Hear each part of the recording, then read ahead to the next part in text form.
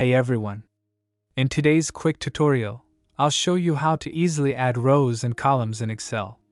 Now let's move on to adding columns. To add a single column, click on the letter of the column where you want to insert a new column. For example, if you want to insert a new column before column E, click on the letter E. Right-click and select Insert.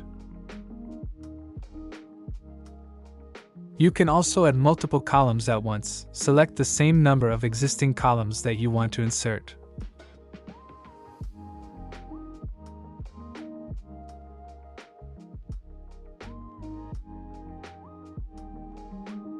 Click on the row number where you want to insert a new row. For example, if you want to insert a new row above row 4, click on the number 4. Now, if you want to add multiple rows, it's just as easy. Click and drag to select the number of rows you want to add.